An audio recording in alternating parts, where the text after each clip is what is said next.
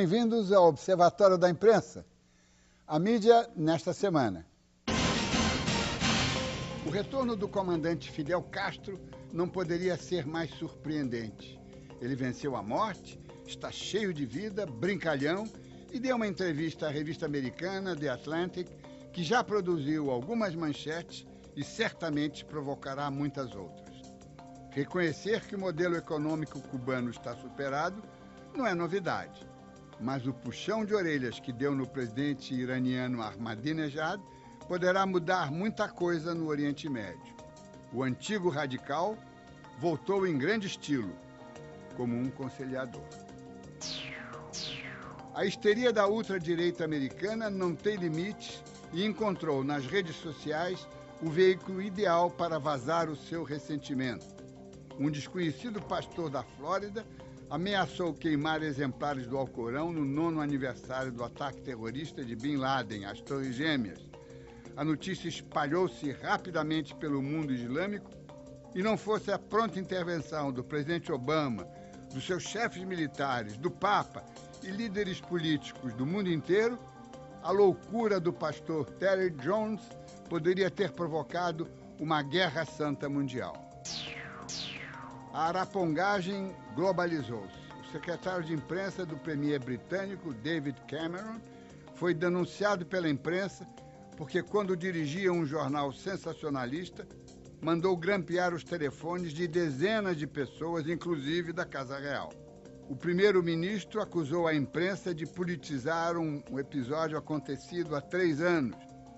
Em pior situação está o presidente Sarkozy, da França, que está sendo pessoalmente acusado pelo prestigioso Le Monde de mandar espionar os jornalistas que investigavam as denúncias de que recebera doações ilegais da bilionária Liliane Bettencourt para a sua eleição. Berlusconi já fazia isso há muito tempo. A imprensa deve gerar debates sobre todos os temas que noticia. É a sua obrigação funcional, obrigação pública. Mas hoje a imprensa e o jornalismo converteram-se eles mesmos em focos de grandes controvérsias. Isto é ruim? Ao contrário, é extremamente salutar.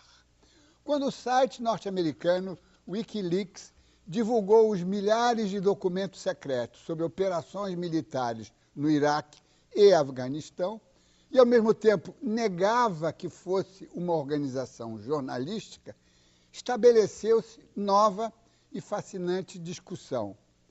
Qualquer dado ou informação é informação jornalística? Em outras palavras, é possível fazer jornalismo sem jornalistas?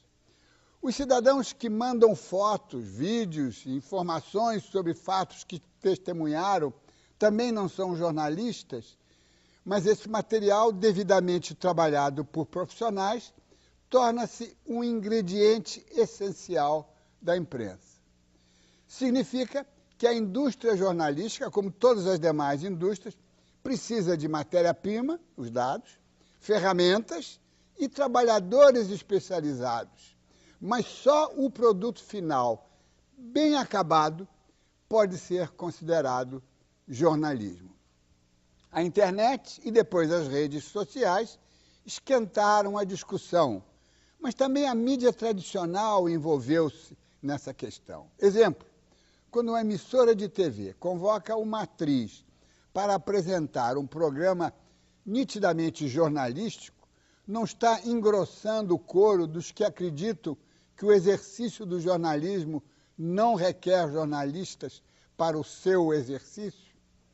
Uma contribuição decisiva a esta doutrina foi oferecida no ano passado pelo ministro do STF, Gilmar Mendes, ao estabelecer a grotesca comparação entre jornalistas e mestres de cozinha.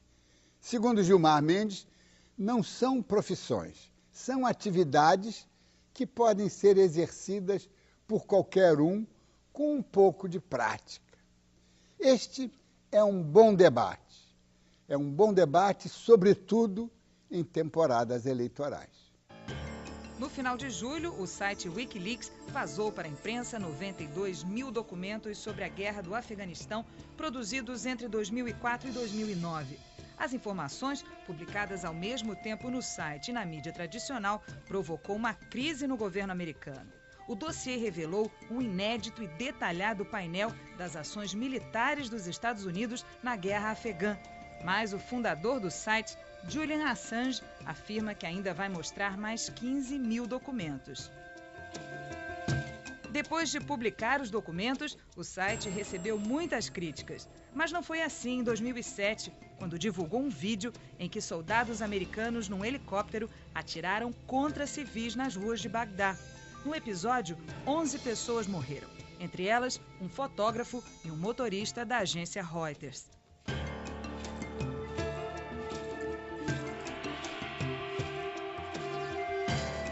O vazamento de arquivos secretos americanos abriu debate sobre os limites da informação. Entre os documentos, há nomes de colaboradores afegãos que agora podem estar correndo risco de vida. O debate sobre os blogs ganhou repercussão, já que muitos são produzidos por não jornalistas.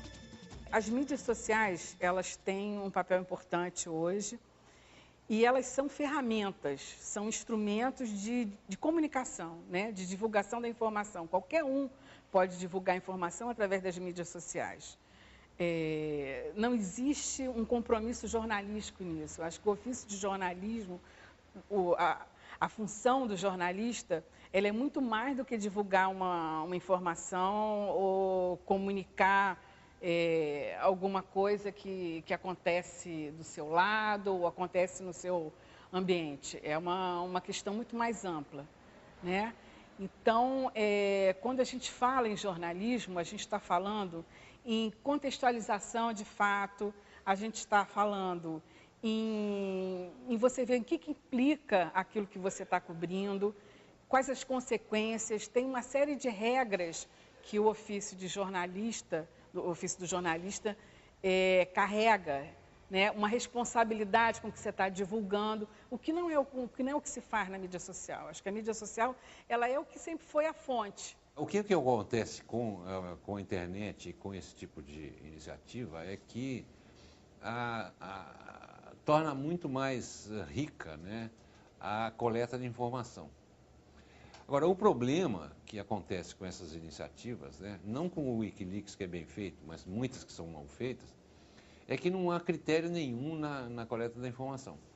E uma empresa de comunicação, ou mesmo um ONG, como nós fazemos, por exemplo, a Transparência Brasil faz isso, né, que colete informação sistematicamente com rigor, então ela pode ajudar, sim, na informação do público e também pode, como acontece muito conosco, né, criar pautas para a imprensa.